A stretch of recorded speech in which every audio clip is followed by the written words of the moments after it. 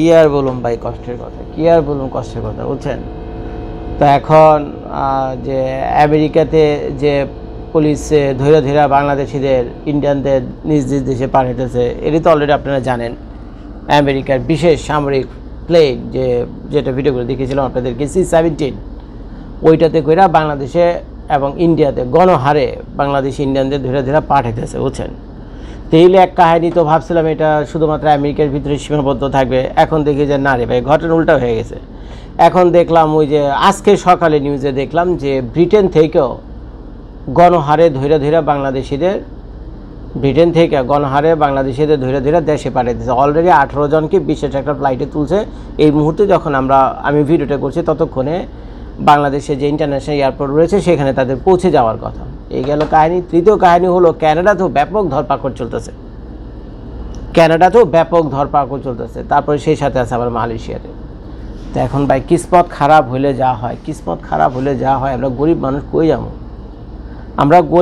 কই যাবো? এই যে 18 লক্ষ 20 লক্ষ টাকা খরচ কইরা তারা আমেরিকাতে আসে, কাগজপত্র ঠিকঠাক থাকে না, তারপরে পানামা জঙ্গল দিয়া, মেক্সিকো দিয়া, যেমনি পারক আসে। আবার অনেকে ট্যুরিস্ট ভিসা নিয়ে আসে, B1 B2 ভিসা নিয়ে আসে। তারপরে এই ভিসার মেয়াদ থাকে হলো 6 মাস। তো 6 মাস পর আর আমেরিকার প্রেমে পড়ে যায়, আমেরিকার মাটির প্রেম, মাটির মায়ায় পড়ে যায়, বুঝছেন? তারপরে আমেরিকান যে মাইয়ার আছে, আমেরিকান মেয়েরা দেখছেন ওয়ার্ল্ডের ভিতরে সবচেয়ে আমেরিকান মেয়েরা কিন্তু অ্যাট্রাকটিভ, জানেন না তো আপনারা? তো টিভিতে দেখেন, আমরা তো রোজই দেখি এদিকে, বুঝছেন? আমরা রোজই দেখি, দোকানই আসে। তো যাই হোক, হয়তো এদের প্রেমে পড়ে যায়, তো মন তখন চায় না তাদের আর দেশে ফিরে যেতে। আসছে তো ট্যুরিস্ট ভিসাতে 6 মাসে, কিন্তু পরে আরও 6 মাস কি আর 6 বছর কি আর দেশে যায়টা নেই, এইভাবে থেকে যায়। তো এটা শুধু আমেরিকাতে না, ক্যানাডাতে একই কাহিনী, ইউনাইটেড কিংডমে একই কাহিনী। তো এখন খেয়াল করে দেখেন তো, যারা কিনা অবৈধ হয়ে পড়ে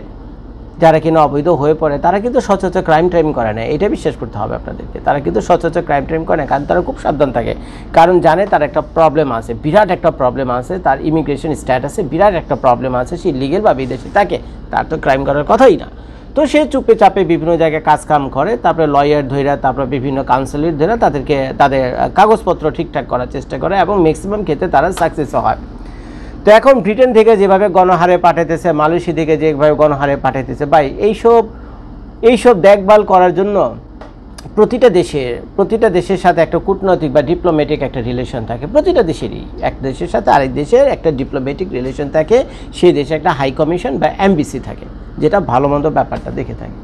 তো এখন যতদূর আমি জানি, মালয়েশিয়াতেও বাংলাদেশের হাই কমিশন আছে, ক্যানাডাতেও আছে, ইংল্যান্ডেও আছে, বুঝছেন? ইংল্যান্ডেও আছে, গ্রেট ব্রিটেনও আছে। তো আমি আসলে আজকের ভিডিওতে আমেরিকার ক্যানাডার প্রসঙ্গে আসছি না, আমি শুধুমাত্র ব্রিটেন এবং মালয়েশিয়ার প্রসঙ্গে থাকি।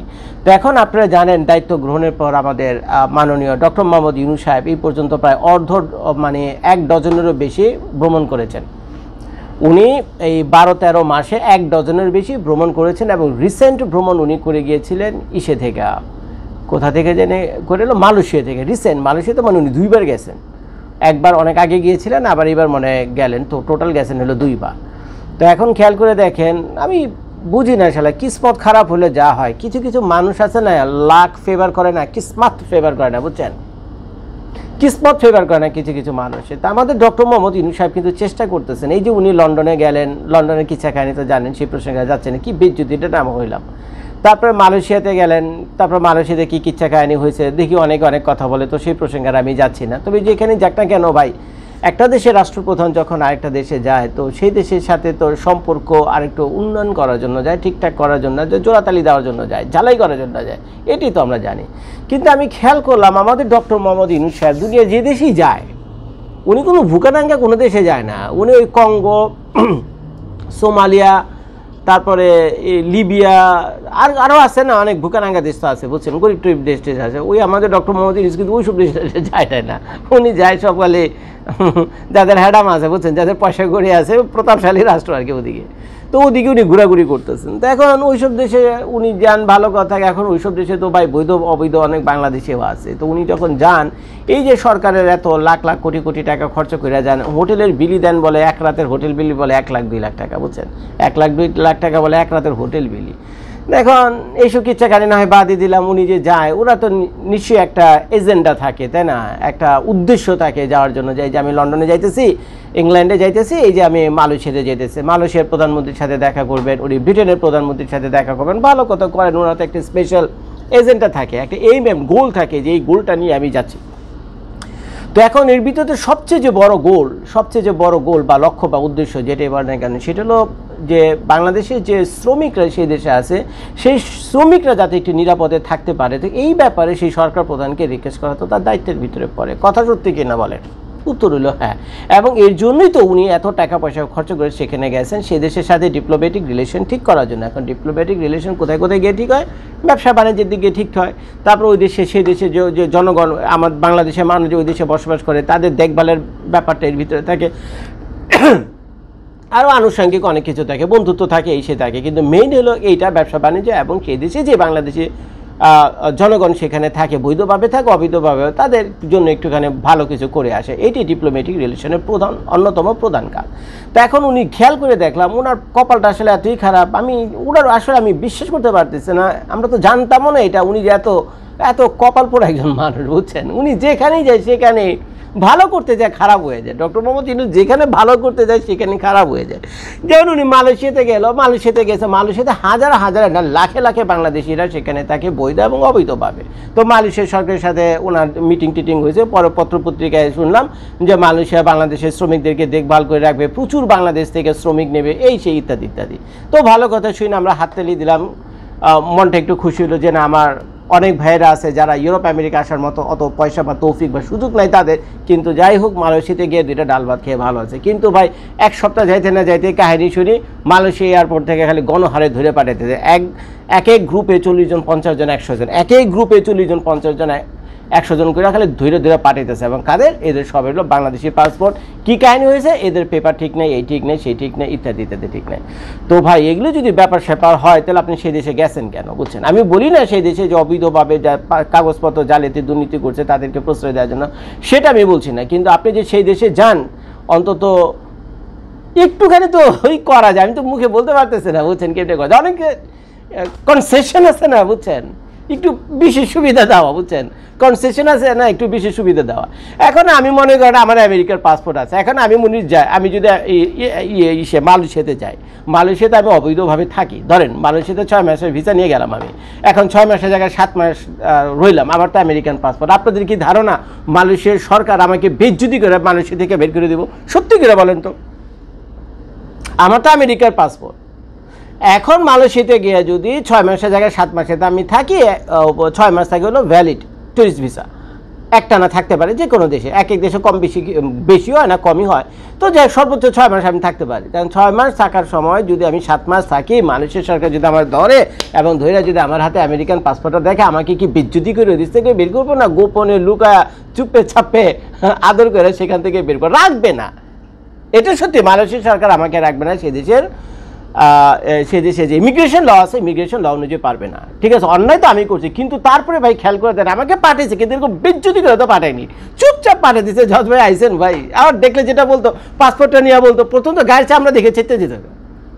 মালয়েশিয়ার ইমিগ্রেশন পুলিশ তো প্রথমে আমার গায়ের চামড়া দেখে চেতে পাইছে, এটা একটা ইন্ডিয়ান নেলা বাংলাদেশি, বুঝছেন, পাকিস্তানি বলতো না, পাকিস্তানি চামড়াটার সাথে মিলবে, ইন্ডিয়ান বাংলাদেশের সাথে মিলবে, এই পাইছে একটা ইন্ডিয়ান বাংলাদেশি। তো এখন দৈরাটোরা তো তারা তো মহা খুশি, এটার ছবি টবি তুলে হাত পাও বাইন্দা পত্রপত্রিকাতে দিতে হবে, একেবারে ফ্রন্ট পেজে দিতে হবে। তারপরে এইটাকে বাইন্দা নিজ দেশে পাঠাইতেছে, এয়ারপোর্টে আটকে রাখছে একটা খাঁচার ভিতরে ডিটেনশন দিয়ে, এইসব কিচ্ছা খায়নি তো তাদেরকে করতে হবে, নিউজে মিডিয়ায় না দেখাতে হবে। এই সচরাচর এটি হয়, এবং বাংলাদেশি যত লোকজন পাঠাইছে এই ছবিগুলোই আমরা দেখছি পত্রপত্রিকাতে। কিন্তু এখন মনে করেন আমি যদি সেখানে ধরা খাই, আপনার কি ধারণা একজন আমেরিকান পাসপোর্ট একজন আমেরিকান সিটিজেনকে এইভাবে হাত পাও বাইন্দা সাংবাদিক দেখতেই না ডিটেনশনের খাঁচার ভিতরে ঢুকে দিয়ে তারপরে বিচ্যুতি করে আমাকে মালয়েশিয়া থেকে বের করবে? উত্তর হলো no and never. This is called diplomatic relation. তখন মালয়েশিয়ান সরকার ইজ্জত দিত, বলতো যে না, এটা কোন দেশের নাগরিক? আমেরিকান নাগরিক। কি পাসপোর্ট? America passport. এই লোকের একটা ইজ্জত আছে, হ্যাঁ ভুল করছে, অন্যায় করছে, অপরাধ করছে, কিন্তু বেজ্জতি করে তাকে দেশ থেকে বের করবে না। তো এটা কি বলা হয় থেকে ডিপ্লোম্যাটিক রিলেশন। এখন আমাদের যে এই যে ডক্টর মোহাম্মদ ইউনূস সাহেব বিভিন্ন জায়গাতে যায়, এই যে মালয়েশিয়াতে গেল, অন্তত এই ইজ্জতটাকে তো বাঁচাইতে পারতো। এই ইজ্জতটাকে তো বাঁচাতে পারতো, বলতে পারতো যে বেজ্জতি করে আমাকে বের করে এখান থেকে।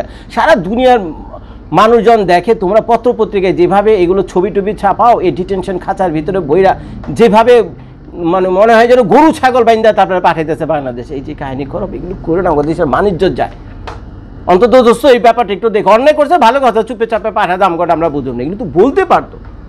কিন্তু যে দেশে উনি যায়, ব্রিটেনে একই কাহিনী, ব্রিটেনে যে 18 জন বাংলাদেশে এই মুহূর্তে জন ভিডিও করছে অলরেডি বাংলাদেশে পৌঁছে যাওয়ার কথা, হ্যাঁ গো ধৈরা বাইন্দা হাতে রশি দিয়া ধৈরা বাইন্দা তারপরে এগুলো পাঠাইতেছে সারা ওয়ার্ল্ডের নিউজে ছয়লাম। এখন ভারতের সাথে কি করে না করে তা আমি জানি না, এটা ভারতের নরেন্দ্র মোদী আর ব্রিটিশ প্রধানমন্ত্রী উনি বুঝবে, আর ভারতের নরেন্দ্র মোদী মালয়েশিয়ার প্রধানমন্ত্রী উনি বুঝবে। কিন্তু ভাই আমি বাংলাদেশের নাগরিক, প্রাক্তন নাগরিক আর কি বুঝছেন, আমি আমারটা বুঝি। আমি আমার বাংলাদেশে যারা ভাই বোন আছে তারা যদি কোনো দেশে গিয়ে বেজ্জতি হয়, অপরাধ করছে বুঝলাম, তার ওভারস্টে করছে সেটাও বুঝলাম, কিন্তু ভাই বেজ্জতি করে যাতে বের না করে, বুঝছেন। তো এখন তো দেখি ক্যানাডাতে একই অবস্থা, আমেরিকার কথা না হয় বাদ দিলাম, আমেরিকা তো মানে আমেরিকাতে তো ডক্টর ইউনুসের কোনো বেলও নাই, কিন্তু বাকি যে দেশগুলো ছিল বিশেষ করে ব্রিটেনে, উনি তো গেছে সেখানে, আসছেও পয়সা খরচ করে, বাংলাদেশে কোটি কোটি টাকা খরচ করে এখানে আসছে, প্লাস উনি মালয়েশিয়াতে গেছে। তো উনি চাইলেই কাজগুলো করতে পারতো যে দোস্ত যে এই যে মানুষগুলোর যে বেটের করো, ঠিক আছে আমাকে মান সম্মান নষ্ট হয়, আমাকে হয় বুঝছো, তোমরা পাঠাও ভালো কথা, কিন্তু এত প্রচার করে হাত পা বাইন্দে এইভাবে পাঠানো আমাদের বহুত বেচ্যুতি, আমাকে লাগে বুঝছো, এগুলো লাগে। এবং আমার দেশের মানুষের কাছে তো আমার জবাবদিহি করতে হয়। এই যে আমি এতবার বিদেশে আসি, এটা করিটা কি, এই যে এতবার বিদেশে আসি, এই যে 13 মাসে 12টা সফর করছি, এগুলো কইরা আমার কাজটা কি, কেন আসি আমি? এমনি এগুলোই ঠিকঠাক করার জন্য আসি, রিলেশন ঠিকঠাক করার জন্যই আসি। তো এই অবস্থা ভাই, দোয়া করে আমাদের বাংলাদেশিদের জন্য। আর আপনাদেরও বলি ভাই, অবৈধভাবে কোনো দেশে যান না, এতে শুধু ভাই আপনারই না, আপনি যে বেজ্জতি হন ও সেই দেশে গিয়া এই এয়ারপোর্টে গিয়া যে বেজ্জতিটা হন, আপনাদেরকে আটকায় রেখা খাওয়ায় না খাওয়ায় হাতে দড়ি বেঁধা পায়ে শিকল পরে যে দেশে পাঠায়, বুঝছেন, এটা ভাই শুধু আপনারই বেজ্জতি না, এটা শুধু বাংলাদেশের বেজ্জতি। এগুলো আমাদের দেখলো খারাপ লাগে, লজ্জা লাগে ভাই। যতই আমেরিকার পাসপোর্ট থাকবো, গায়ের চামড়া তো ভাই কালা, বুঝছেন, গায়ের চামড়া তো কালা, দেখতে তো ভাই বাংলাদেশি। এইটারে তো এই সুরত যেটা আছে, চেহারা তো চেঞ্জ করতে পারতেছে না। শালা আমার চেহারা তো দূরে থাক, আমার মাইয়া দুইটা হলো খোদ আমেরিকান, আমেরিকাতে জন্ম নিছে, তাদের চেহারা সুরতও চেঞ্জ করতে পারতেছে না, এরাও দেখতো বাংলাদেশিদের মতো, মানে বাপের মতো হয়েছে, কি আর করা।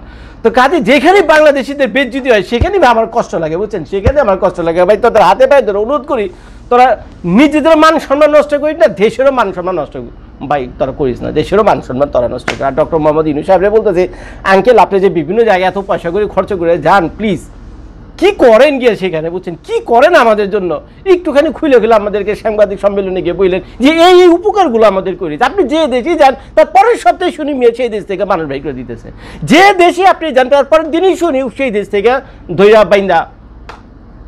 বাইন্দা বাংলাদেশিদের পাঠিয়ে দিতেছে। এই ব্রিটেনে গিয়েছেন 3 মাসও হয়নি, তো সেখান থেকে দইরা বাইন্দা বাংলাদেশে মানুষ পাঠাইতেছে। এইটা তো ভাই এর আগে সচরাচর খুব কমই শোনা যায়, ব্রিটেন থেকে দইরা বাইন্দা মানুষ পাঠায়। আপনি যাওয়ার পর এই ঘটনা ঘটছে। আর মালয়েশিয়া তো লাগাতার চলছে, অলরেডি মালয়েশিয়াতে আপনি 2 বার গেছেন। এই হলো ভাই কাহিনী। তো যাই হোক ভাই, ভিডিওটা দেখার জন্য সবাইকে ধন্যবাদ। আসসালামু আলাইকুম।